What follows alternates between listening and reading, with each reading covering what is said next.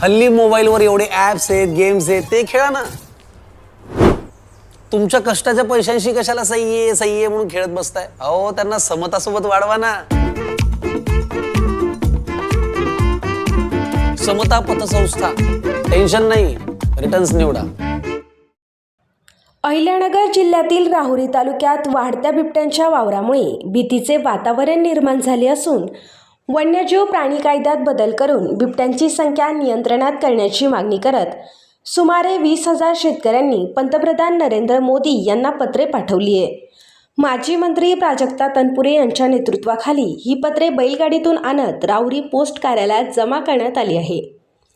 मंगळवारी सकाळी 11 वाजता राहुरी नगर परिषदेतून बैलगाडीत शेतकऱ्यांची पत्रे व प्रतिकात्मक पिंजरा घेऊन मोर्चा काढण्यात आला. नगर परिषद ते नव्या पेठ मार्गे पोस्ट कार्यालयापर्यंत शेतकरी मोठ्या संख्येने सहभागी झाले होते. यावेळी बिबट्यांच्या हल्ल्यात जखमी झालेल्या तसेच मृत्युमुखी पडलेल्या शेतकऱ्यांच्या कुटुंबियांचीही उपस्थिती होती. यावेळी बोलताना तनपुरे म्हणाले, अहिल्यानगर जिल्ह्यात बिबट्यांची संख्या झपाट्याने वाढत आहे. ऊसाचे मोठे क्षेत्र असल्याने बिबट्यांना लपण्यासाठी जागा मिळते. ऊस तोडणी सुरू झाल्यानंतर त्यांचा वावर मानवी वस्तीत वाढतो आणि परिणामी मानवावर हल्ल्यांच्या घटना घडत आहेत.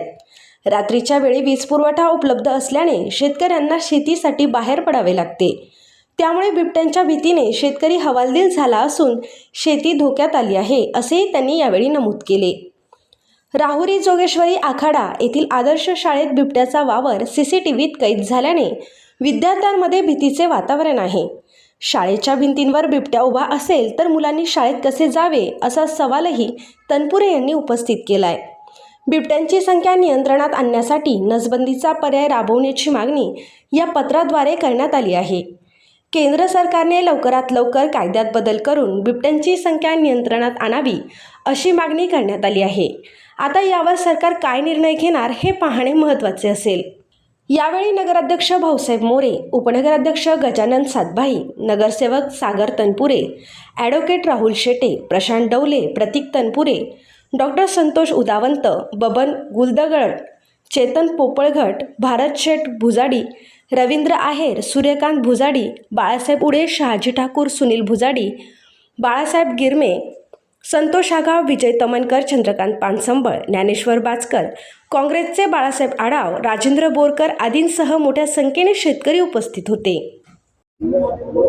आज राहुरी तालुक्यातील जनतेच्या वतीनं आपल्या जनतेच्या भावना या देशाच्या सरकारपर्यंत पोहोचवण्याकरता जवळपास 20,000 शेतकऱ्यांची पत्र आम्ही आता इथं पोस्ट ऑफिसमध्ये आणलेली आहेत.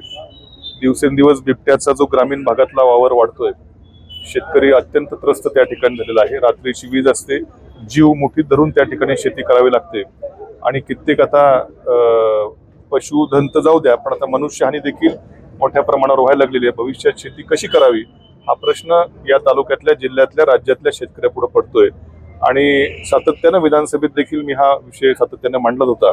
आता मात्र लोकांची भावना आहे, या वन्यजीव कायद्यामध्ये आता वेळ आलेली आहे. इनफॅक्ट उशीर पण झालेला आहे, पण आता तातडीनं या वन्यजीव कायद्यामध्ये बदल करून या बिबट्यांच्या संख्येवर नियंत्रण आणण्यासाठी योग्य त्या उपाययोजना केंद्र सरकारनं लगेच ताबडतोबीनं करण्याची आता आवश्यकता आहे. ही सगळ्या ग्रामीण भागातल्या शेतकऱ्यांची भावना आहे आणि ही भावना पंतप्रधानांपर्यंत किंवा केंद्र सरकारपर्यंत पोहोचवण्याकरता आम्ही मध्यंतरी गावोगावी जाऊन सह्यांची शेतकऱ्यांची मोहीम राबवली. या कायद्यामध्ये बदल करून बिबट्यांच्या संख्येवरती नियंत्रण आणावं याकरता पंतप्रधान नरेंद्र मोदी साहेबांना आम्ही पत्र त्या ठिकाणी लिहिलं आणि या तालुक्यातल्या बऱ्याचशा गावामध्ये या पत्रावर सही करण्याची मोहीम त्या ठिकाणी आखली गेली. उत्स्फूर्तपणे शेतकऱ्यांनी या पत्रावरती आपली सही नोंदवून आपली भावना पंतप्रधानांपर्यंत कळवा असं आम्हाला आवाहन केलं होतं. आज त्या सर्व जवळपास 20,000 पत्र आम्ही इथं पोस्ट ऑफिसमध्ये आणून इथं टाकलेले आहेत. ते 2-4 दिवसात माननीय पंतप्रधान साहेबांपर्यंत जातील. एका तालुक्यातल्या 20,000 शेतकऱ्यांची जर अशी भावना असेल तर राज्यातल्या शेतकऱ्यांची काय भावना आहे ही मांडण्याचा आम्ही त्या ठिकाणी प्रयत्न आज केलेला आहे. मला खात्री आहे की, मला अपेक्षा आहे की या देशाचे पंतप्रधान आणि केंद्र सरकार आम्हा शेतकऱ्यांची भावना ओळखून, आधीच खूप उशीर झालेला आहे पण आणखीन उशीर होऊ नये यासाठी आमची भावना ओळखून या कायद्यामध्ये योग्य त्या सुधारणा निश्चित लवकरपणे करतील. आज माझ्याबरोबर इथं वडनेरमध्ये आमचे अनिल गव्हाणे म्हणून शेतकरी त्या ठिकाणी आहेत. काही दिवसापूर्वी, काही महिन्यापूर्वी त्यांच्या वडिलांवरती बिबट्याचा हल्ला होऊन पहाटे मोटर चालू करायला मला वाटतं गेले होते, त्यांचा मृत्यू झाला होता. आज ते देखील स्वतः इथं त्यांची भावना व्यक्त करण्याकरता उपस्थित आहेत.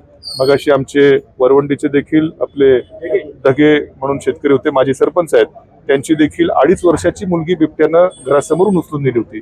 ते देखील आज त्यांची भावना व्यक्त करण्याकरता इथं आले होते. आणि म्हणून या सर्व शेतकऱ्यांच्या, ग्रामीण भागातल्या लोकांच्या भावना समजून शासनानं आता अधिक वेळ न घालवता याच्यावर लवकरात लवकर कार्यवाही करावी अशी आम्हा सर्व या तालुक्यातील शेतकऱ्यांच्या वतीनं मी नरेंद्र मोदी साहेबांना प्रार्थना त्या ठिकाणी करतो की लवकर हे कायदा बदला आणि आमचे जीव त्या ठिकाणी वाचवा.